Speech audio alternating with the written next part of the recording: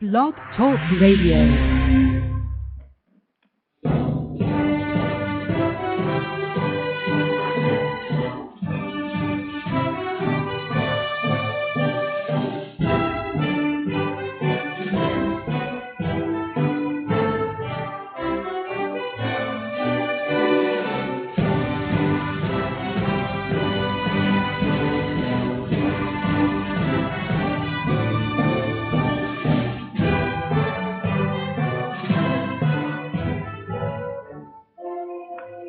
Boa noite, meus amigos. Estamos aqui de volta. Começamos aqui o nosso programa, invocando, como sempre, a Santíssima Virgem Maria, o Santo Padre Pio de Pietrelcina, para que roguem a Deus que nenhuma injustiça seja cometida nesse programa. Aliás, nem fora dele. Começar aqui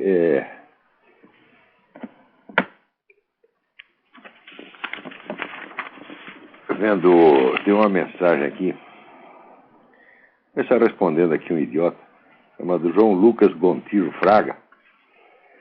Ele leu na revista Brasil com 2E, Brasil.com, um artigo meu já velho, em que eu peço desculpas em nome dos meus conterrâneos pelas injustiças que a mídia brasileira fez contra o falecido analista estratégico Constantine Mendes. Quando o Dr. Mendes publicou um artigo falando do eixo Lula-Castro Chaves, isso vai fazer, 5, 6 anos, 8 anos, a mídia brasileira inteira caiu de pau, dizendo que aquilo era uma loucura, que o sujeito estava sendo pago pela CIA para mentir contra o Lula. Falaram o diabo, né?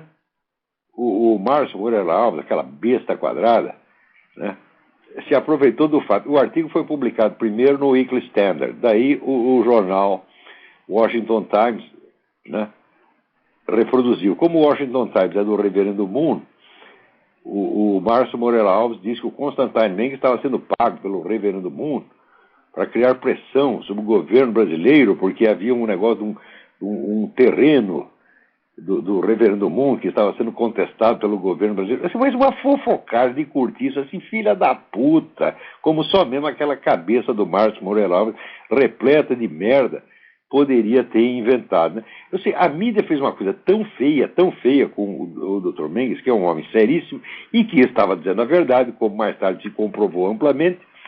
Então, quando aquilo tudo se comprovou, quando o Dr. Mendes morreu, eu escrevi um artigo pedindo desculpas, né? Agora, vem esse pedindo desculpa em nome dos outros, porque eles jamais pedem desculpas, né? Aí vem esse cretino desse João Lucas Gontijo Fraga, né, dizendo: quando foi que te dei o direito de pedir desculpas por meus atos em meu nome? Quem te deu o direito de pedir desculpas por mim? Por todos os brasileiros, pior. Responda essa pergunta de modo satisfatório ou pare de ousar pensar que falei em nome de outras pessoas além de Vossa Senhoria. Olha aqui, ô João Lucas, em primeiro lugar, antes de tudo, vai tomar no cu. Em segundo lugar, você não tem que me dar direito nenhum, porque eu tenho esse direito e esse dever pelo simples fato de ter nascido. Quer dizer, você pedir desculpas em nome daqueles que não o fazem pessoalmente é um ato de caridade. Tá certo? E o cristão é obrigado a fazer isso. Você não tem que me dar direito nenhum, e aliás, você não pode me dar nada. Tá certo? Você não pode me dar nem o cu, porque eu não aceito. Você não tem nada para me dar, rapaz. Então vai-te a merda, tá bom? Agora, aqui eu recebo uma mensagem do Ronaldo Castro, lá do Recife, da Universidade Federal de Pernambuco, através do seu departamento de filosofia, acaba de ter negado pela segunda vez uma simples progressão profissional ao professor e poeta Ângelo Monteiro. Oh, mas o que é isso, porra? Que vergonha, pô. O Ângelo Monteiro é uma glória da literatura nacional, uma das poucas que ainda existem, um dos poucos homens que sabe escrever nesse país. Tá certo? E lá tá cheio de picareta, analfabeto, semi-analfabeto. Tá certo? Que eu já tive uma discussão com o reitor dessa merda, dessa universidade. Né? Vocês não têm vergonha, porra? Vocês não são dignos de amarrar o sapato do Ângelo Monteiro? Tome uma providência, porra. O que é isso? Né? Agora, recebo aqui de um amigo meu uma mensagem importantíssima. Semana Mundial de Solidariedade a Sderot, de 10 a 17 de abril. O mundo se juntará em prol de Sderot e cidades ao redor. região israelense que sofreu até hoje mais de 6.793 ataques de mísseis. Mas que merda, porra! Eu não sei, as pessoas assistem essas coisas assim e acham bonito, né? Quer dizer, a população leva 6.793 bombas na cabeça, né? E o pessoal espera o quê? Que a gente continue achando que os palestinos são os coitadinhos oprimidos, né? E os judeus são os malditos opressores. O que é isto, porra? Quer dizer, daí no dia que Israel reage e vai lá e mata um sujeito, o mundo inteiro reclama. Agora a população zerou tem que levar bomba na cabeça. Ora, porra! Então, deem uma olhada no site. Se querem mais informações sobre essa campanha, procurem no www.hagshama, hagshama.org.il. Lá tem as informações. Agora, olha aqui, que coisa interessante. O Gustavo Ribeiro me escreve o seguinte: sou estudante de jornalismo da UNB e atualmente estou tendo uma disciplina aula com vários profissionais da editora Abril.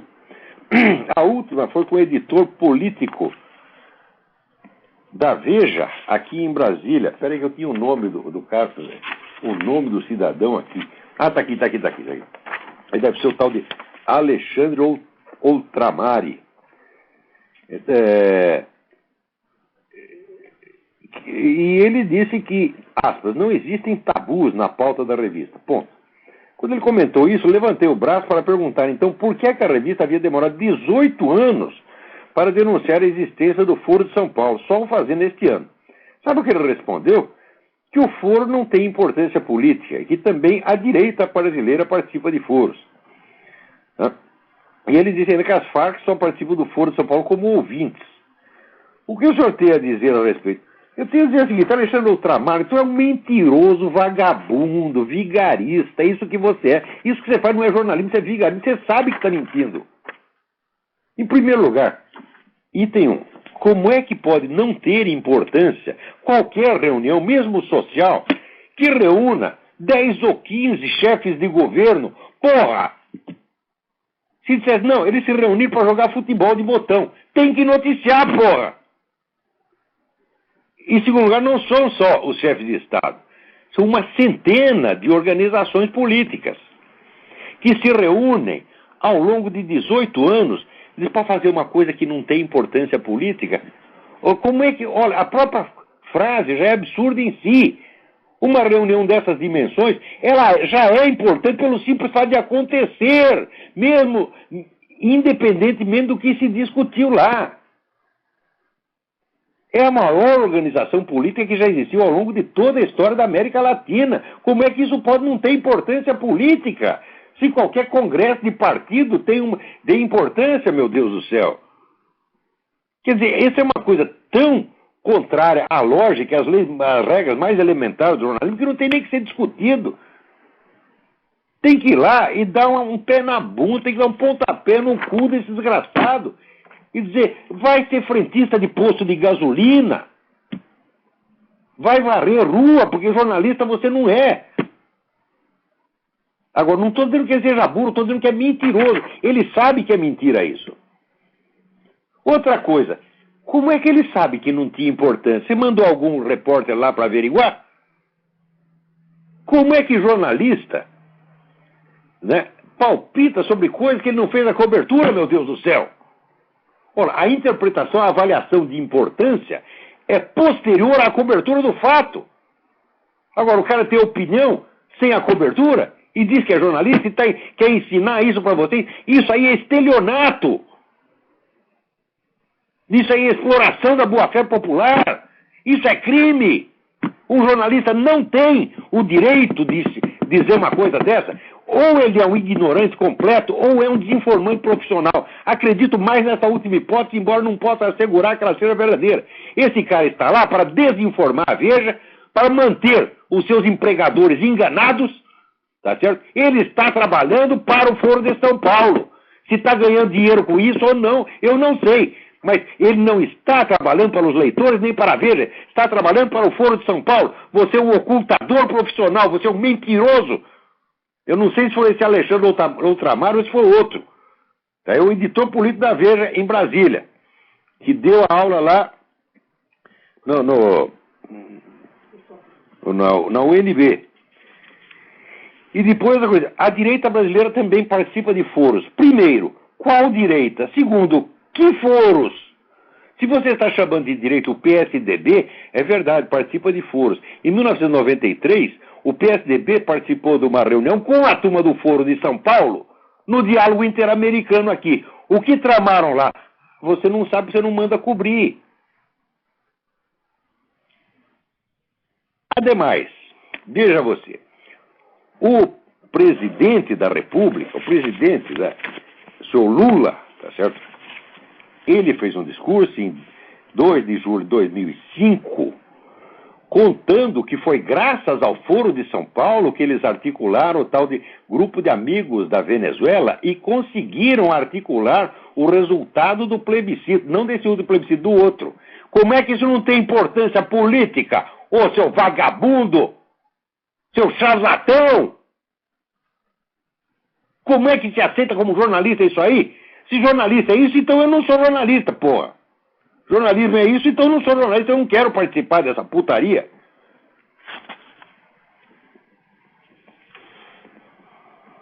Ora, meu Deus do céu. Não há saco que aguente essa gente. Agora, para não dizer que está tudo perdido... Peraí, tem uma pessoa ali, mas ela vai esperar um pouquinho, porque esta semana, pode dizer que está tudo perdido, essa semana eu quero fazer homenagem a 4 brasileiros. 4 brasileiros, estou orgulhoso, tem 4 homens com culhões, com 2 bolas. 2, 2. Não é 1,5, não é 1, não é meia, é 2. O primeiro, Vanderlei Guilherme dos Santos. Eu não gosto de nenhum desses 4. Estou elogiando os 4 porque estão falando a coisa certa.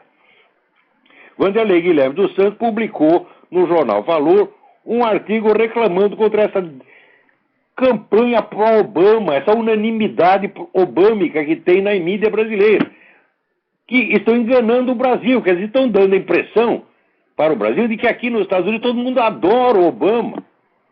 Tá certo? Quando vamos dizer, o Obama agora é só suspeita que tem em torno dele, porque ele mente demais. Ele mentiu sobre as suas origens, dizendo que nunca foi muçulmano, quando os colegas de escola dele diziam que foi, e que era devotíssimo. Tá certo? Depois, ele mentiu sobre esse negócio do pastor Jeremiah Wright, que ele disse, eu nunca ouvi o pastor falar aquelas coisas, quando aí apareceu testemunha, né, dizendo que ele estava lá no dia que o pastor falou, e pior, que a gravação das coisas que o pastor falou é vendida na própria igreja. E quando você vai ver o dia que ele falou algumas daquelas coisas, estava lá o Obama. Quer dizer, o Obama mentiu de novo. Depois, terceiro, daí ele faz um discurso, tá certo? Tentando atenuar o negócio, tentando botar panos quentes, e até o Ali Camel fala bem do cara, meu Deus do céu. Agora, aparece o Demetrio Magnoli dizendo que o discurso foi de uma dignidade exemplar. Que dignidade tem? Quer dizer, você desmascarado, daí você aceita, confessa a mentira parcialmente, admite a mentira. Que dignidade tem isso, porra? Agora, o Vanderlei Guilherme dos Santos está descendo o porrete nisso. Muito bem, professor Vanderlei Guilherme, é assim que se faz. Outro camarada que eu nunca gostei, já escrevi horrores a respeito dele, o Luiz Antônio Giron, no mesmo jornal, faz uma resenha de um livro sobre Lenin, mostrando que esse negócio de dizer que o sujeito malvado lá era Stalin, que Lenin era bonzinho, é tudo mentira. O genocídio começou com Lenin por instrução dele. Muito bem, seu Giron, é assim que se faz. O terceiro é o sujeito mais surpreendente, o general Andrade Neri. Já falei as piores coisas do general. Piores não, só disse que ele era burro. E continuo achando que ele era burro. Burro ele é, mas é um homem de valor, é um homem corajoso e é um patriota, ele acredita no Brasil. Por quê? Ele é o sujeito que está botando a boca no mundo contra esse negócio de querer usar o exército para tirar os agricultores brasileiros lá da reserva Raposa Serra do Sol. Tá certo? Tirar para ficar só índio e funcionário da ONU. Quer dizer, vai ficar um enclave dentro do Brasil onde o brasileiro não entra. Isso aí já é o desmembramento do nosso território. Tá certo? Isso é cuspir na nossa soberania nacional. Então, o exército recusou a participar, mas acontece que os comandantes, eles não podem, vamos dizer, por obrigação, funcionários não podem abrir a boca e dizer exatamente por quê. Daí o general Andrade Nery tomou a palavra no lugar dele e disse: isso aí é um atentado à soberania nacional, as nossas Forças Armadas não estão aí para servir vagabundo globalista, tá certo? Elas estão para defender o nosso território, defender a segurança nacional, e elas vão cumprir as obrigações constitucionais, e quem quer que eles façam outras coisas, que vá a merda. É isso mesmo, general Andrade Nery, então tem toda a razão. Agora, o quarto é o deputado Jair Bolsonaro, que fez um discurso maravilhoso, maravilhoso, vocês têm que ver, está lá no YouTube, procura no YouTube, Jair Bolsonaro, que vocês vão ver o último discurso dele, é um discurso de 4 minutos, tá certo? Que vale mais do que tudo que se falou no Congresso ao longo de um ano, tá certo? Agora, para compensar, estou falando aqui 4 grandes brasileiros, né? Essa semana, os cartunistas Jaguar e Ziraldo embolsaram 1 milhão de indenização, tá certo? Pelos sofrimentos horríveis que eles tiveram durante a ditadura. Ah, mas sofreram horrivelmente, né? Foi uma coisa horrorosa, né? E o Ziraldo disse: o Brasil me devia isso aí. Eu vou provar para vocês que o Brasil devia tudo isso para o Ziraldo. Olha aqui, uma leve pesquisa na internet mostra que nos últimos anos, ou sei lá desde quando, o Ziraldo teve os seguintes patrocinadores, empreendimentos do Ziraldo teve o seguinte: patrocínio, apoio cultural, etc. Furnas, Unibanco, Secretaria da Cultura de Minas Gerais, Fundação Companhia Siderúrgica Nacional, Banco Santander, McCann Erickson Publicidade, a Oi, da Telecomunicação, TVE Brasil, Ministério da Educação, Secretaria de Audiovisual do Ministério da Cultura, Secretaria de Ensino à Distância do Ministério da Educação, Petrobras, Governo do Estado do Piauí, Rede Bandeirantes, FAPLAN, Caixa Econômica Federal, Prefeitura de Passo Fundo e Ministério da Cultura. Toda essa gente deu dinheiro para ajudar essas besteirinhas do Ziraldo. Porque o Brasil é o seguinte: o Brasil é um país que adora pegar um nego medíocre, faz um servicinho qualquer, tá certo? E dá ao camarada estatuto de grande artista, de gênio, etc, etc. É como antigamente existia no Brasil o mercado dos pintores primitivistas.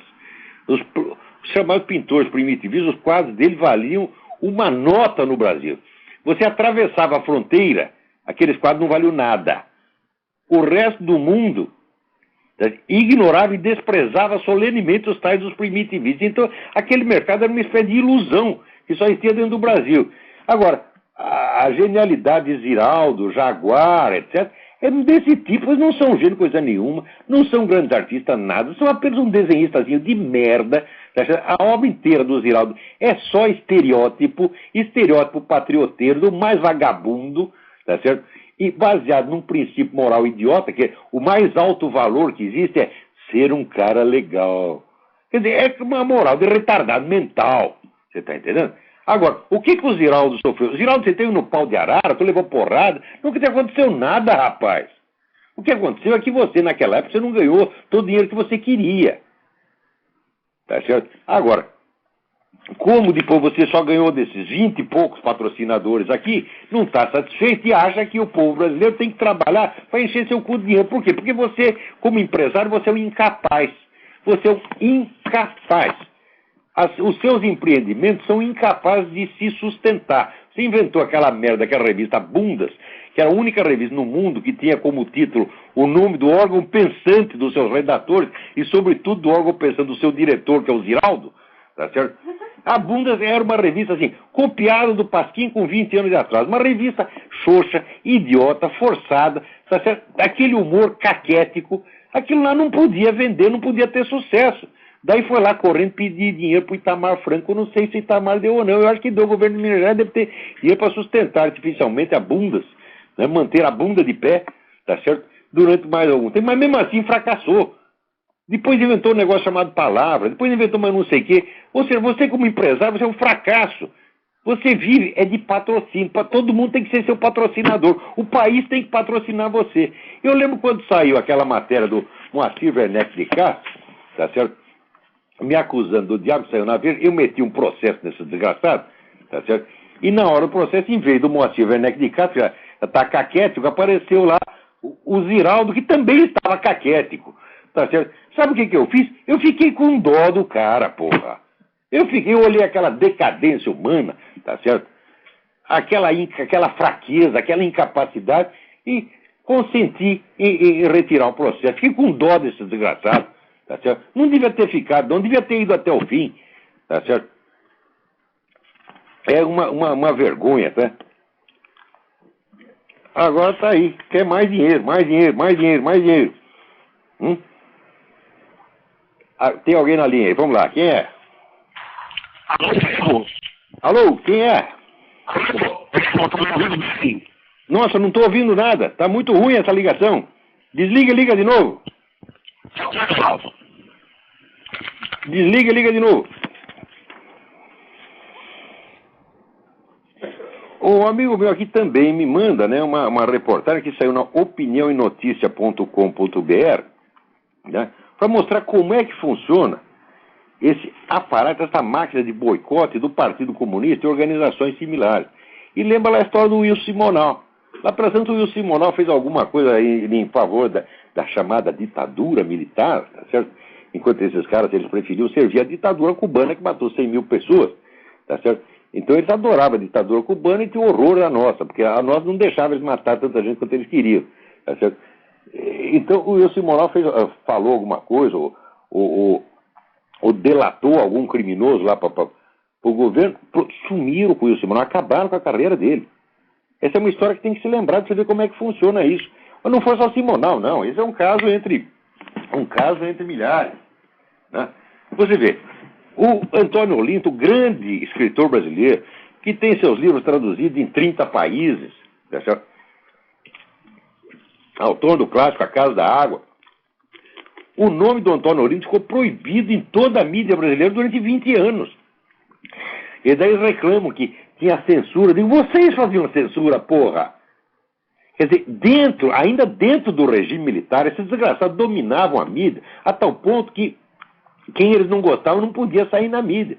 Eles liquidaram a carreira do Simonal ainda durante o regime militar. Olha o poder que esses caras tinham sobre a mídia já naquela época. Ora, o governo, quando proibia alguma notícia, era porque era uma notícia que importava a segurança nacional, era coisa de terrorismo, então eles não queriam que atrapalhasse as investigações, então proibiam. Claro que depois houve uns abusos.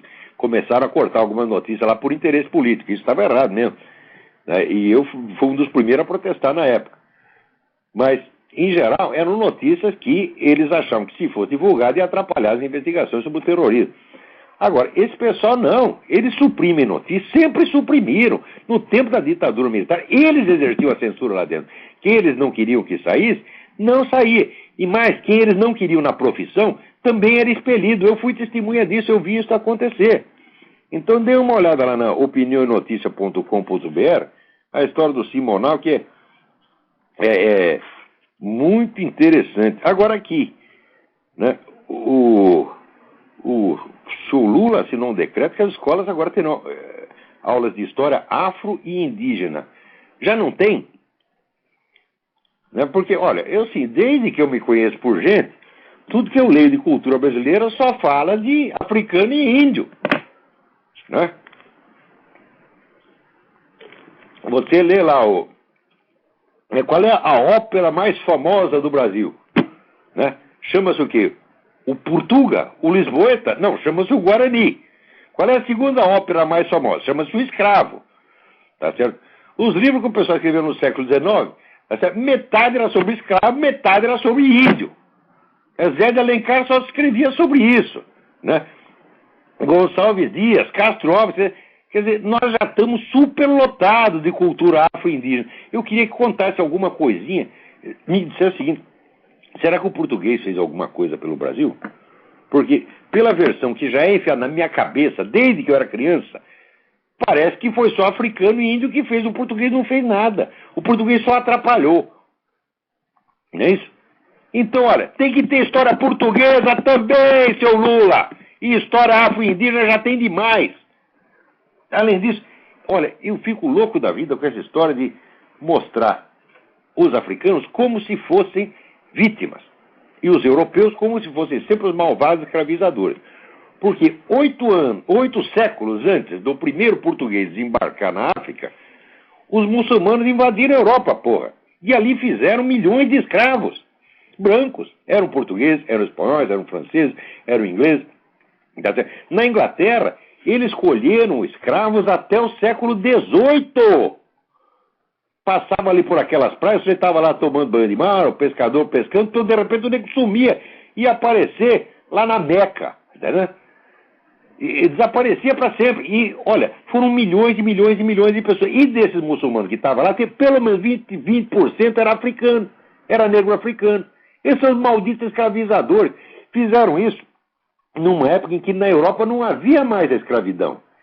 A igreja tinha conseguido abolir a escravidão romana entre os séculos 3 e 4.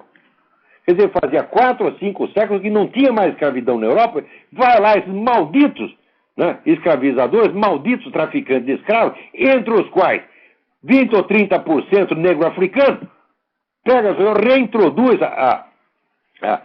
a escravidão e depois vem se fazer de vítima. Isso é uma nojeira. Isso é uma nojeira, isso é uma mentira sórdida. Alô, quem é?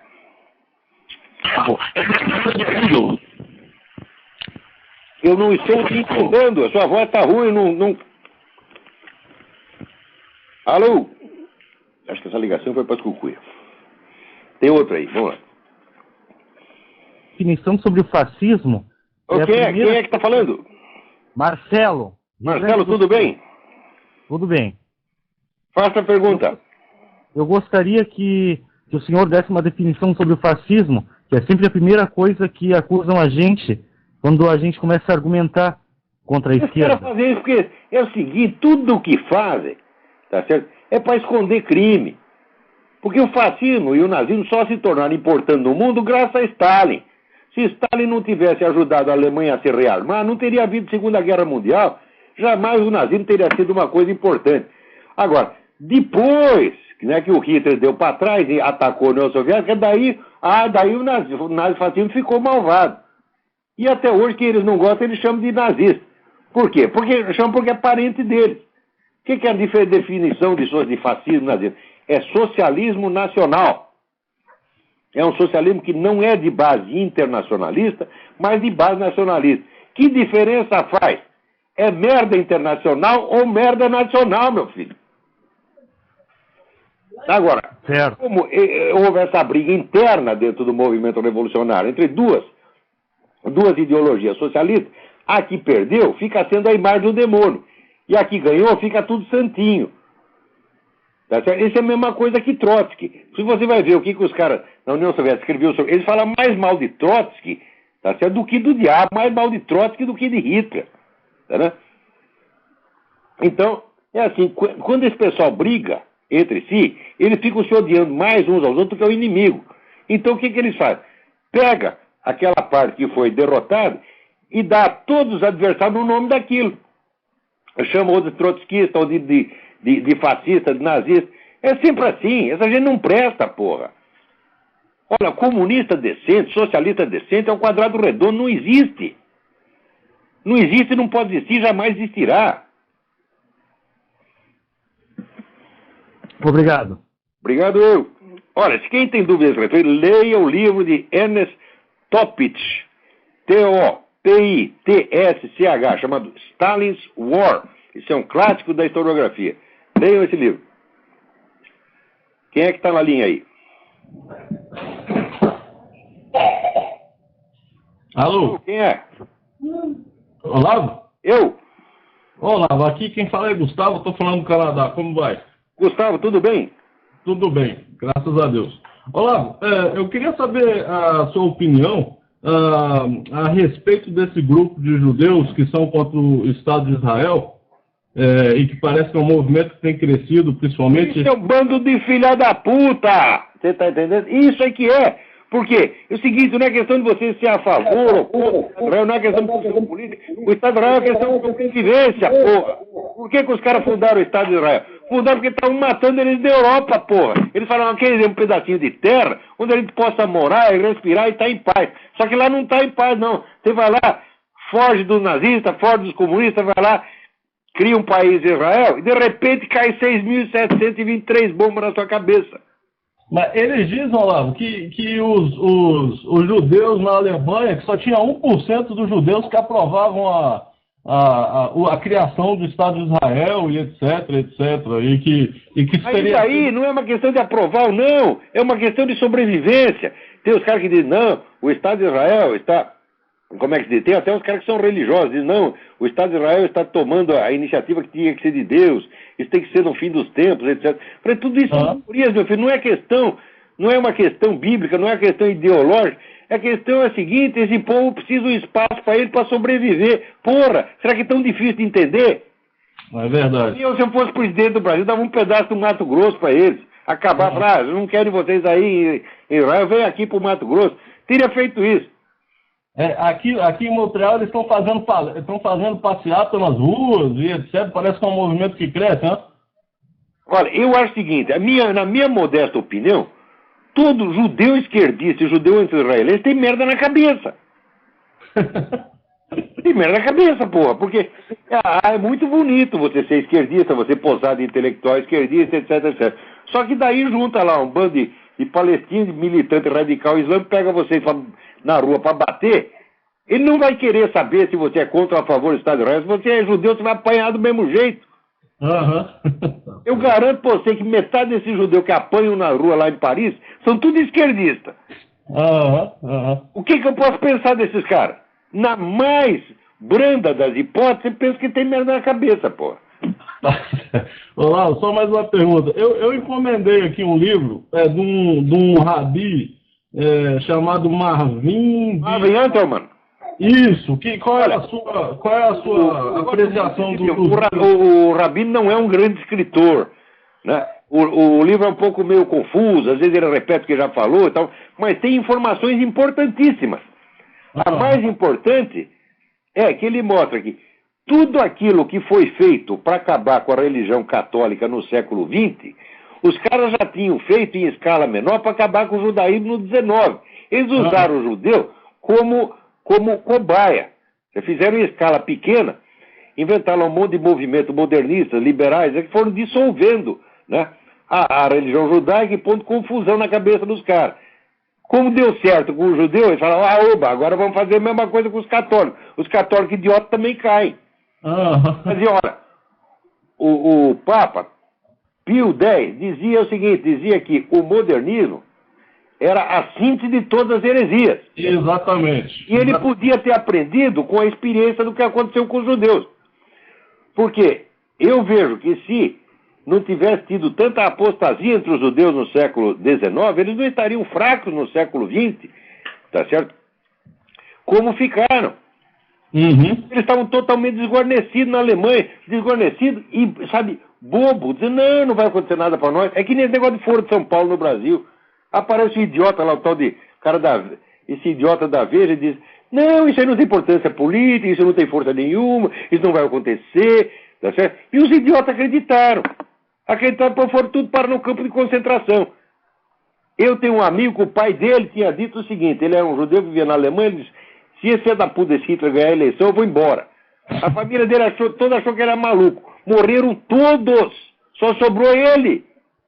Mas não é o próprio Rabi, Olavo. Movimento revolucionário não se brinca. Tá certo? Não se brinca. Quando aparece um partido querendo o poder total, você tem que destruir esse partido, tem que fechar, tem que quebrar a espinha do desgraçado. Não pode deixar crescer. Não é verdade. Eu comprei esse livro, Olavo, porque eu estou interessado, eu lendo aí algumas das coisas na internet e eu vi que nesse livro desse Rabi, ele fala dos franquistas, que teria sido um grupo, acho que cabalista, qualquer coisa assim. Não, foi, olha, um dos principais financiadores vamos dizer, do general Franco, foi a comunidade judaica de Valência. Não, mas não é do general Franco, é do Jacob Frank. Jacob Frank, estou mudando de assunto. Porque esse Rabi trata muito desse Jacob Frank, que teria sido um grupo excomungado, um judeu que teria sido excomungado, cabalista. Exatamente. e que promoveram a revolução. É um dos caras que quis transformar, vamos dizer, o judaísmo em movimento revolucionário. Era um espécie de teólogo da libertação judaico. Ah, perfeito. Agora, esses movimentos, eles vão crescendo, começam sempre com movimentos culturais ou religiosos, e as pessoas, às vezes, não dão importância. E que eram satanistas o homem comum, ele só pensa na sua sobrevivência imediata, na sua barriguinha cheia, e não liga para as coisas de longo prazo. Exato. Então, às vezes, ele escapa, mas se não pegam você, vão pegar seu filho, se não pegam seu filho, vão pegar seu neto. Exato. Então, olha, fica sempre esse aviso. Quando começa esse movimento na esfera cultural, é ali mesmo que tem que ser estrangulado. Quer dizer, tem que pegar esses caras, tem que denunciar, tem que desmoralizar, tem que tirar eles das cátedras, tem que mandar tudo ser varredor de rua. Você está entendendo? Os caras começam com essas ideias, tem que ser expelido da vida intelectual. Não pode ser respeitado. Porque não é uma questão de ideias. Note bem, revolução não é ideia, meu filho. Revolução é matar pessoas. Tem razão. O que eu tenho... o que você tem contra o Quartinho de Moraes, contra o Emir Sader? É uma divergência de ideias? Não! Eles estão dentro de um esquema de matar pessoas. É verdade. E eu não posso respeitar isso como se fosse uma ideia. Esses caras pertencem ao PCdoB. PCdoB é o partido maoísta. Maoísmo é um regime que matou. Eu, na época, pensava 60 milhões. Hoje, com as pesquisas do R.J. Rummel, sabemos que foram 75 milhões de pessoas na China. E como é que pode existir um partido desse? O partido tem que ser fechado. E esses caras têm que ser expulsos das suas cátedras. Quem defende essas coisas não pode estar na vida intelectual, não pode ser respeitado como intelectual. Tem toda a razão. É isso Agora, mesmo. esse livro do Rabino Antelman, eu mesmo recomendei muitas vezes, acho um livro indispensável. É uma pena que o Rabino sabe muita coisa, mas ele não é um escritor, e ele provavelmente não tinha dinheiro para contratar um redator para botar aquele ordem, então o material é meio confuso. Mas as informações são preciosas. Foi por isso que me chamou a atenção, porque ele fala dos jacobinos, fala do movimento, do nascimento do marxismo, até mesmo do Marx. Ele conta que a família de Karl Marx era uma família de rabinos traidores. Eles já eram traidores, fazia gerações. Exato, exatamente. Isso tudo nunca apareceu da cabeça do Marx. Do dia para a noite, não. Aquilo já era um bando de filha da puta, fazia gerações. Exato. E também teria qualquer ligação com esse pessoal aí dessa seita do Jacob Frank. Porque o que me interessou... Exatamente, tudo herdeiro do Jacob Frank. E o que primeiro me chamou a atenção foi de um autor que escreveu um livro inclusive sobre a pedofilia na igreja e etc. Agora eu não me recordo o nome, mas é nos Estados Unidos. Michael Rose. O livro chama-se Goodbye, Good Man. Não, exato. Mas o movimento gay foi infiltrando gente nos consultórios de psicologia dos seminários para que selecionassem só candidatos homossexuais e expulsassem os padres com verdadeira vocação. Exato. Olha, tem mais 7 pessoas na fila para falar aí. Obrigado pela sua colaboração. Obrigado, Olavo. Boa noite. Boa noite. Alô, quem é? Olavo. Eu. Oi, boa noite. Everson Cavalheiro de Campinas. Tudo bem? Tudo bem, e você? A doutora liberou, agora eu posso falar com você uma vez por mês, tá? Tá bom, mas fala rápido. Eu vou falar rápido porque o assunto é um assunto... Coloca a sua pergunta e desliga para daí... Eu sempre faço assim. Olha, é o seguinte.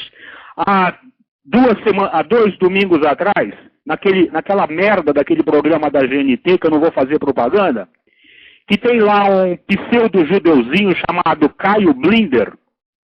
Num determinado momento do programa, ele perguntou ao seu Diogo Mainardi se o Diogo Mainardi acreditava em Deus. O Diogo Mainardi tentou desconversar, e ele perguntou de novo. O Diogo Mainardi, eu senti que ele deu uma balançada e falou, não, eu não acredito. Aí ele perguntou de novo, o barbudinho do Caio Blinder, ele falou, não, eu não acredito. Muito bem, eu não estou em defesa de Deus, porque Deus não precisa de defesa, e muito menos de um pecador filha da puta que nem eu, tá? Só que é o seguinte, eu sei que talvez o seu Diogo Mainardi discute seu programa, tá? Eu quero dizer um recadinho ao seu Diogo Mainardi, ao seu Caio Blinder, que Deus não precisa que ele acredite nele. tá? Porque Deus dá liberdade total para você... É o tal negócio, é o que eu chamo o judeu do B. O tá lá, tá para destruir a religião de Moisés desde dentro. Tá lá lutando, tá certo? Exato. Agora, quando alguém fala mal dele, ou quando ele se sente acossado, ele diz, eu sou judeu, estão me perseguindo, a comunidade tem que me defender. O que é isso, pô? Vocês estão proxenetando. Tá certo? Exatamente. Então, só para concluir aqui, eu queria muito ouvir seu comentário a respeito, eu falei, eu vou passar isso pro Olavo. Aí, enfim, eu gostaria, inclusive, se tivesse algum rabino americano ouvindo esse programa, parar, dar uma puxão de orelha no seu, vamos respeitar o Senhor, o nosso Pai. Deus, Jeová, não é para estar na boca de safado malandro, sustentado pela Rede Globo há 15 anos, por esse programa que o seu Paulo, falecido Paulo Francis, fez, e que depois que ele saiu, é uma merda, tá? Só tem idiota ali, imbecil. O Diogo Mainardi regulava o programa, mas também nem ele agora está valendo mais a pena. Agora, concluindo, é o seguinte. Então, seu Diogo, Deus não precisa de você. Só que é o seguinte, você tem opção ou não de acreditar em Deus? Se você não quiser crer, Deus vai deixar você sozinho. Você vai estar entregue à sua própria sorte, às suas próprias opiniões. Agora, eu não acredito muito na história que você não acredita em Deus, porque eu não conheci ninguém até hoje que foi abençoado com um filho especial como você tem, o seu caçula, que você fala com tanto amor dele. Para mim isso é uma babaquice que você está fazendo. Você está caindo no jogo desses comunistas homossexuais de esquerda que estão aí, que manipulam essa merda.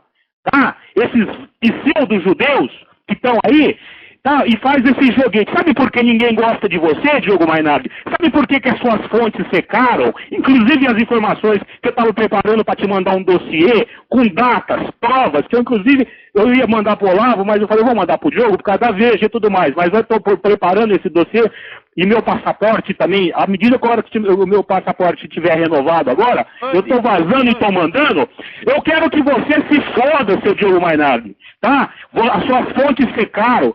Você é só comentado hoje nas rodelinhas lá da Barra da Tijuca, tá? Ou então nos Jardins de São Paulo. Você está vivendo de comentário dos almofadinha, dos burguesinhos de São Paulo. Vai tomar no seu cu, seu filho da puta! Deus não precisa de você! Vamos em frente. Olha, eu peço às pessoas que participam desse programa que sejam muito breves. Não passe de 15 ou 20 segundos. Façam a sua pergunta, a sua observação. E dele não dá tempo para fazer um discurso. Tá certo? Eu também, em parte, eu concordo com o que ele falou, tá certo? Mas não pode ocupar tanto tempo assim.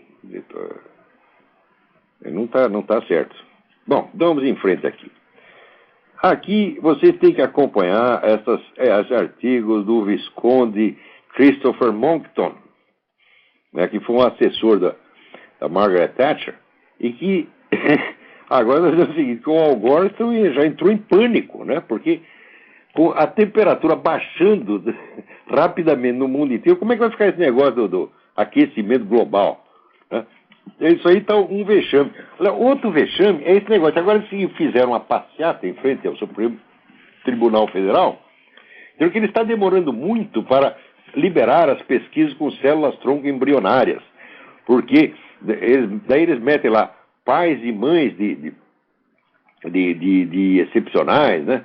De pessoas que supostamente seriam beneficiadas por essas pesquisas, para dar a impressão de que existe uma esperança concreta nessas pesquisas. Não existe esperança alguma. Nunca foi obtido nenhum resultado com células-tronco embrionárias. Todos os resultados obtidos até hoje são com células-tronco adultas. Isso aí é um blefe. Então eles usam lá os pais e mães de excepcionais, tá certo? Para induzir a população a sentir culpa. Fazer você sentir culpado, porque se você não autoriza a pesquisa com células-tronco embrionárias, você está levando as pessoas a um sofrimento injusto. Quer dizer, mas isso aí é um truque sórdido. Né? Olha aqui. Agora chegou mais uma notícia de que tá gente das Farc escondida também no Equador. Quer dizer, tem no Equador, tem na Venezuela, tem no Brasil, eles estão em toda parte. Agora, o Foro de São Paulo não tem importância, segundo esse hominho lá da Veja. O Foro de São Paulo não manda nada. Agora, onde é que ele descobriu essa coisa? Isso que eu acho extraordinário.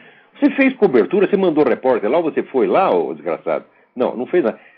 Como é que você vem dizer que as Farc participam só como observadoras? Se você pegar, você nem mesmo leu as atas publicadas no Mídia Sem Máscara. As atas das assembleias do Foro de São Paulo são assinadas pelas Farc, pelos representantes das Farc e do MIR chileno, que é a organização de sequestradores. Como é que o observador assina a ata, aprova as decisões? Quer dizer, isso aí que você está fazendo é uma fraude. Enquanto isso, as Farc vai crescendo, vai ocupando território, tá, mandando todo mundo. Tá? Agora, curioso, você lembra o seguinte, que em 1964, uma das justificativas do golpe era que o João Goulart estava montando uma república sindical, que ele estava dando às organizações sindicais poderes acima da lei. Não é que ele estava dando, ele estava tentando dar. Agora, é o seguinte, o Lula já deu, saiu aqui no Estadão. Olha aqui, com a regulamentação das centrais sindicais, o presidente Luiz Inácio Lula da Silva acaba de consagrar seu governo como o que mais benefícios concedeu aos sindicalistas. Entre outras vantagens que ele deu às centrais sindicais, elas estão livres da fiscalização pelo Tribunal de Contas. Elas podem gastar o dinheiro que quiser, receber o que quiser, e não tem que prestar satisfação ao povo que lhes deu o dinheiro. Ou seja, a república sindical com que o João Goulart sonhava já está implantada no Brasil, oficialmente pelo seu Lula.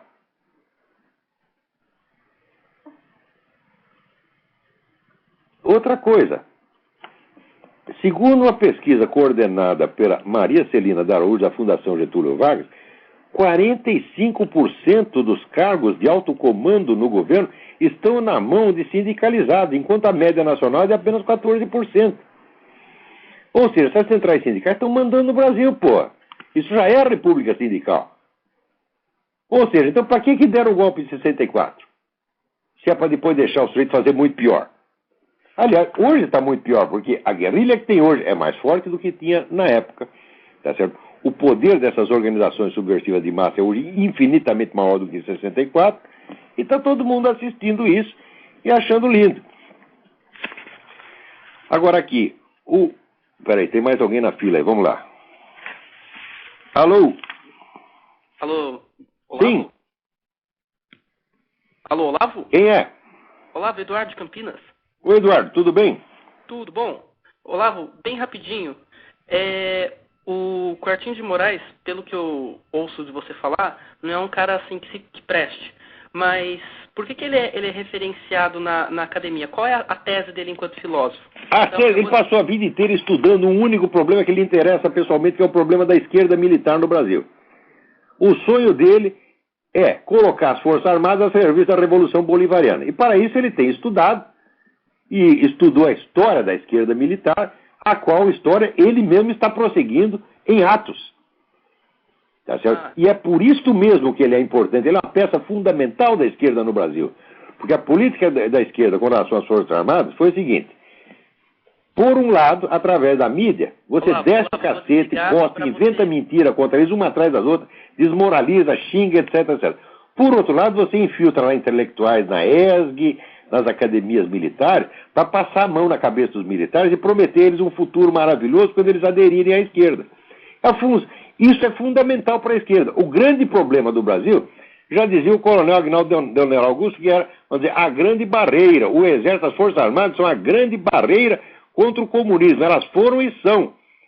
Então, a função do seu Quartinho de Moraes, função especializada dele, é isso, roer a grande barreira. Era isso que... E é por isso que ficaram todos ofendidinhos quando eu denunciei o que ele estava fazendo. O homem é importantíssimo dentro da esquerda brasileira. A importância dele não é intelectual, porque intelectualmente é um zero à esquerda, é uma besta quadrada. Mas tem uma função estratégica fundamental. Tanto que, quando eu escrevi aqueles artigos contra ele, você não acredita, houve uma campanha para mobilizar contra mim, isso saiu na internet, um apelo a todos os partidos comunistas do mundo para que defendesse o Quartinho de Moraes. Você vê a importância do cara. Ele não é pouca porcaria, não. Não intelectualmente. Entendi. Intelectualmente desafio ele para discutir, não comigo, com qualquer aluno meu. Tá certo? Ele não está qualificado para discutir filosofia com qualquer aluno meu. Eu imagino, então, se eu pegar o meu filho Luiz Gonzaga, se eu ter um debate com o Quartinho de Moraes, não dá nem para fazer, porque isso é covardia, isso é bater em criança. O homem sai correndo. Agora, estrategicamente, politicamente, é um homem importante, porque a principal operação, que era a principal operação estratégica da esquerda, tentar ganhar a esquerda, as Forças Armadas para a esquerda, está na mão do Quartinho de Moraes. Agora, acontece que desde aquela época, eu tenho escrito artigos, e parte das forças da oficialidade que estava sendo iludida por essa gente e caindo nessa onda anti-americanista, começou a acordar. Eu acho que até o general Andrade Neri está acordando. Deus queira. Mas, Olavo, oi. Outro dia eu li no site da ESG uma carta xingando o senhor. Xingando quem? O senhor, você. Ah, pode xingar. Agora, é melhor xingar pelas costas, xingar pela frente. Falando que, assim, como o senhor não, como é que fala, não seguiu o establishment, você não tem autoridade para falar das Forças Armadas. Porque você tinha falado que as Forças Armadas ficaram enfraquecidas. Aí ele... não sou eu que falo, são eles mesmo que falam, porra. Não, mas é verdade. É claro que estão enfraquecidos, é a coisa mais óbvia do mundo. É verdade. O general Golbery vivia falando... Isso é falar contra elas? Quer dizer, defendê-las contra esse enfraquecimento é falar mal delas? Ora, esse cara que escreveu, esse é um fofoqueiro, esse é um viadinho. Então, o general Golbery vivia falando que as Forças Armadas são o resto do poder moderador no Brasil. Mas parece que é o resto do resto, né? Porque agora o... ele tem razão. E o Golbery foi um dos caras que ajudou a esculhambar com tudo. Sério? É sério. Mas... Sério, porque ele tinha a tal da teoria da panela de pressão. Não, nós não podemos fechar por todos os lados. Tem que deixar aberta uma válvula para a esquerda poder se manifestar. Qual é a válvula que o desgraçado escolheu? As universidades. O cara entregou o establishment cultural na mão da esquerda e ainda dizem que era inteligente. A pessoa se fosse burro. Tá bom, Olavo. Muito obrigado. Obrigado eu. Tem mais alguém aí? Alô? Alô, quem é? Oi? Quem Alô? Quem está? Alô? Tá me escutando? Perfeitamente. Então, aqui é de Niterói. Como é seu nome? Rio de Janeiro, meu nome é Cláudia. Tudo bem, Cláudia? Tudo bom, querido? Tudo em ordem. Faço parte de um grupo de estudo de filosofia. Vivemos estudando os seus textos. Todo mundo gosta muito. Obrigado, Liguei obrigado. para fazer um elogio. Agradecer em nome de Breno, Paulo, Francisco, Marcos. Eu é que agradeço a vocês. Tá, o Fábio, o Hélio. Tá? Eu agradeço a atenção. Vocês estão estudando. Então tá, a gente tá aqui na internet aqui. Não, Olavo de Carvalho nos odeia. Beijo, tchau. Tchau. Então, olha aqui. O Evan Delanois me pergunta o seguinte. Ele sou matemático e ando à procura de conhecimento sobre as demais visões da matemática que existem e existiram além da moderna, que vigora em todos os meios acadêmicos. Nesse sentido, já li Pitágoras, o tema do número, de Mário Ferreira dos Santos, e os princípios do cálculo infinitesimal de René Guénon.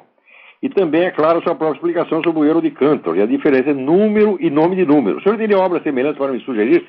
Tenho várias, mas em primeiríssimo lugar, antes de tudo, você tem que ler o livro de Edmund Husserl, A Crise das Ciências Europeias. Chama-se A Crise das Ciências Europeias e a Fenomenologia Transcendental. Esse livro de 1936 é o livro fundamental sobre esse assunto. E existe, se você não lê alemão, eu leio alemão, mas eu li levo 3 horas para ler uma página. É horrível. Então, podendo não ler, podendo ter tradução, apelamos para a tradução.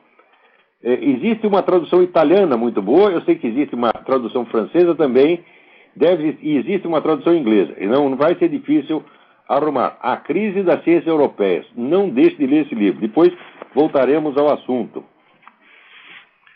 Peraí, tem mais alguém aí? Alô, quem é? Olavo? Eu? Tá ouvindo bem? Alô, Olavo? Tô. Tá me ouvindo bem, Olavo? Tô ouvindo, quem é? É o Alfredo do Rio. Alfredo, tudo bem? Tudo bem, tá me ouvindo bem, né? Olavo, você acha que já há condições no Brasil para a esquerda, para o PT dar um golpe branco no país, um golpe branco e assumir o controle do país, ou isso ainda vai levar alguns anos? Ela já tem o controle na mão. É o que eles chamam de revolução passiva. Sim. Gramsci. A revolução Sim, isso a gente sabe. é o seguinte, só um dos lados age. Certo. E o outro vai sendo incorporado, vai sendo engolido. É exatamente, eles já fizeram isso. Certo. Isso a gente... tem condição de você, por exemplo, ter um partido conservador no Brasil. Não tem mais. Sim, isso a gente já aprendeu com você, Flávio. Isso aí você já alertou e todos nós somos muito agradecidos por você alertar a gente. O que eu estou perguntando é o seguinte, eu digo, de fato mesmo, assim, declaradamente, você acha que ainda... Eles vão demorar muito para declarar isso. Eles vão declarar isso 20 anos depois de ter feito. Porque o método que adotaram, que é do Antônio Gramsci, é o método vaselina. Vai ser vaselina até o fim. Sim. Você vê, um artigo dizendo que com a vitória do PT nas próximas eleições, que eles já estão contando e vai ter mesmo, a providência seguinte é fazer a constituinte de esquerda. Eles vão fazer uma constituinte e eles vão impor no Brasil tudo que o Hugo Chávez impôs na Venezuela e ninguém vai reclamar. Ninguém vai dizer que é a mesma coisa. Olá, outra coisa. Vaselina universal. Certo. Sim, Olavo, eu estou vendo aqui um livro chamado Militares no Poder, de 1964 a mais 5, do Carlos Castelo Branco, o Castelinho. Sim. Você me recomenda comprar esse livro, Olavo? Eu não li esse livro, eu sei que ele é composto de crônicas do Carlos Castelo Branco, que eu lia na época. Me pareceu boas até certo ponto, porque ele era um cara que ele conhecia os fatos, mas ele não tinha assim, uma estrutura intelectual para interpretar isso dentro como é que diz, do horizonte maior da história. Mas o Castelinho era uma pessoa, digamos, de perfil conservador, Olavo? De qualquer modo, não é um material ruim, não. Carlos Castelo o Castelinho não era conservador? Olha, o Castelinho tem uma posição meio ambígua, mas ele era um jornalista, ele sabia informar. Ok, Olavo. Não escondia o Castelinho. Ele não escondia o Olavo, muito vigarista, pelo menos. Ok, vou comprar o livro então. Agora, o que tu tem que ler, o que todo mundo tem que ler, é o artigo do ex-ministro da Justiça Paulo Brossard, que saiu na 0 hora de 10 de março de 2008. O artigo chama-se Entre Duas Guerras. 0 hora de Porto Alegre, 10 de março de 2008. Entre Duas Guerras, por Paulo Brossard. Por favor, leiam esse artigo, é muito importante. O Paulo Brossard está endossando tudo o que eu estou falando. Agora, o Paulo Brossard foi um grande ministro da Justiça. O que nós temos hoje no lugar dele? Temos lá um cidadão chamado Tarso Genro. A respeito do Tarso Genro, não deixem de ler a notinha, né, em que o Reinaldo Azevedo comenta daquela poesia, porque o Tarso Genro acha que é poeta, em que o Tarso Genro, ele diz assim, né, quanto te esperei e quanto sêmen derramei em vão, né? E o Reinaldo Azevedo diz que ali, em vez do eu poético, é o eu punhético. E com toda a razão. Agora, você veja, o sujeito é o seguinte, é um punheteiro e reclama da porra que perdeu. Quer dizer, ele quer tocar punheta e não quer perder a porra, ele quer de volta. Quer minha porra de volta, quer indenização. Quer dizer, olha a mentalidade, olha a mesquinharia, olha a pequenez intelectual desse cara, né? E o pessoal ainda vai lá e dá a mão pra ele, pô. O sujeito tá lá mexendo no pinto, perdendo porra, tá entendendo? E todo mundo, seu ministro, etc, etc. Quer dizer, como é que uma coisa dessa... Olha o que virou a literatura no Brasil, meu Deus do céu. Olavo, o jornalista Eugênio Bussi está lançando um livro dessa semana no Brasil chamado Em Brasília, 19 horas. Esse livro ele faz comentários da tentativa de aparelhamento da Voz do Brasil, né, daquele programa Voz do Brasil, e da Rádio MEC, né, pelo PT lá em Brasília, né, das pressões que ele sofreu. É um livro que está sendo lançado essa semana. O depoimento é importante. Depoimento é importante. Tem que prestar atenção no que está contando. Agora eu acho que o tempo está acabando. Ok, um abraço. Um abraço. Peraí, tem mais alguém aí. Tem um rapaz aqui, o Evaldo Pena Filho, me manda um artigo do Hélio Schwartzman. Pô, Evaldo, eu já estou com 60 anos de idade, porra. Tenha dó de mim. Eu vou ter que ler o Hélio Schwartzman, pô. Agora, o Caio Rossi me manda um negócio aqui importantíssimo, que não vai dar tempo de comentar, mas, bom, aqui, um artigo, The Coming Food Catastrophe, próximo, o iminente desastre alimentar, The Coming Food Catastrophe. A autora chama-se Gwen Dyer, D-Y-E-R. Procure no jornal CanadianDimension.com, The Coming Food Catastrophe. Não deixem de ler isso, é muito importante, onde ela diz que essa mania do negócio de biocombustíveis, tá certo? Vai causar fome no mundo. Vai acabar a era da comida barata, porque eles vão usar tudo para fazer etanol, né? Quer dizer que 30% da colheita de grãos esse ano vai ir direto para as destilarias de etanol. Quer dizer, que merda! É um alarme muitíssimo importante. Obrigado ao Caio Rossi. E obrigado a todos vocês que me ouviram até aqui, né? E até a próxima semana. Muito obrigado a todos.